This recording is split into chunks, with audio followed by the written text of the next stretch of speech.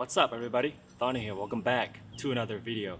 Today I'm going to be showing you how to spool a spinning reel. Now this is for when you're out on the water and let's say you've lost a lot of line and you just happen to have a spool of line laying around, something like this here. Typically I don't spool my own reel, I'll just take it to a tackle shop. Your local tackle shop should be able to spool it for you with the machine. Here are the things you need in order to spool your own spinning reel. First of all, you're going to need a rod to put your reel on so you can spool it, a spool of line, paper towel or napkins, and a spinning reel. This right here is a Shimano Xsense. I just want to say thanks to Shimano for sending me the Shimano Xsense 3000, and they also sent a spool of 10 pound, 1500 yards of 10 pound Power Trail moss green. That's what we're going to be putting on the Xsense 3000. Alright, let's unbox the reel here. Super nice reel, man. Check it out. Blacked out, looks badass. Let's put the handle on. This thing has 20 pounds max drag, holds about 150, 160 yards of 10 pound Power Pro, which is way more than enough for inshore fishing. That's without backing, and we'll get into that when we start spooling the reel. Let's put the reel on, the rod.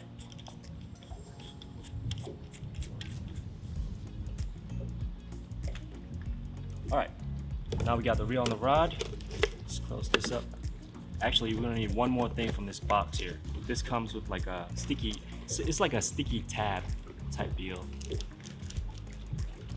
Works the same way as the electrical tape. Let me show you guys what I'm talking about. This right here. I don't know if you guys can see that, but it's like a clear sticky tab. So you can tape down the braid onto the spool if you don't want to use any backing. It's good to have backing if you don't have the sticky tab thing, because backing is going to prevent the line from slipping. If you were to tie straight braid without like one of these, sometimes if you don't tie a good knot, when the spool gets wet, that line would slip. And you're probably gonna be like, what the heck's going on? I remember when I first started fishing, that happened to me one time over at Gandy. The whole like line on the spool was spinning, like the drag doesn't work. That was my thought. My thinking was like, oh shoot, the drag is shot, the drag doesn't work anymore. To prevent that, use one of these sticky tabs, tape down the braid if you were to go straight braid, or use like mono backing. So if you're using 10 pound Power Pro, you'd want to go like 15 pound or 10 pound mono backing, like probably 10 yards of it or 20 yards of it, depending on how deep that spool is. This particular spool right here is very shallow, so I wouldn't put mono backing on there. I would just tie the braid on there straight onto the spool and just tape it down with one of these sticky things. All right, let's go ahead and get started. Let's set this guy aside for now. It's a little bit windy out here on the water. Just make sure that doesn't fly away.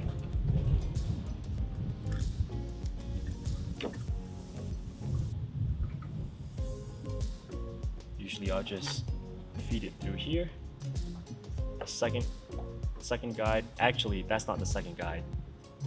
So the first guide starts right here. First, second, third, fourth, fifth, sixth, seventh guide. Make sure to open up the bail before you tie the braid onto the spool. Sometimes I forget to open up the bail and I'll just tie the braid onto the spool, and when you go on reel, the line's not coming in the spool. So you have to take the cap off, take the spool off, open the bail up, and then slide the spool back in and close it up with the cap. So yeah, open up the bail. Set that down for a second. I usually do a reverse clinch knot. This is how you tie a reverse clinch knot. Lay the braid onto the spool. Wrap it probably 2 times, like that. Now what you want to do is wrap the tag end around the main line 1 time, and then hold on to that knot right there. Now go down and wrap going away from the thumb. Wrap about like 5 to 10 times. Going down. 1, 2, 3, 4, 5, 6, 7. 7's plenty. That's not going anywhere.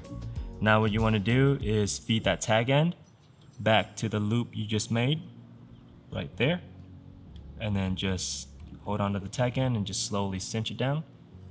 So when you go and pull, it just goes down like that. It cinches down. That's called the reverse clinch knot. See that?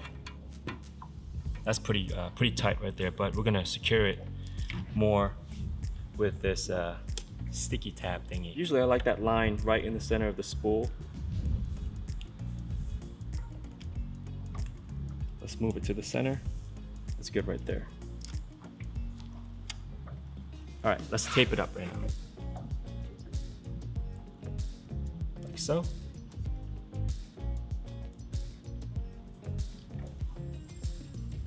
Oh, we need to clip off that tag end. Let's cut off the tag end here. As close as you can to the knot. That's good right there. Put that down. Now what you want to do, just make a few wraps. Like so. Make sure you go the right way though. Otherwise it'll unwind. All right. Should look like that. This is where the napkin comes into play. Or paper towel would work too. But I just happen to have napkins laying around on the boat, so don't ask me why I have napkins on the boat. So now what you want to do is place that line on the napkin and then just kind of wrap it like that. Do like one more wrap, just like that. So you can keep tension. You want tension when you spool a spinning reel. So now that you've got the napkin wrapped around the braid, put it like in between your fingers like this, like that, and then hold on to the rod like so. That's gonna create tension, and then all you have to do now is just reel, just like so.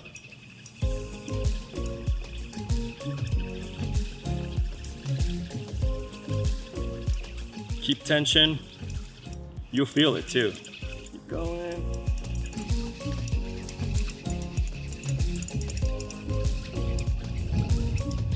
Almost there. Let's tighten down the drag a little bit here. All right, that looks pretty full right there. That's how you spool a spinning reel, nice and tight. That is how I spool a spinning reel.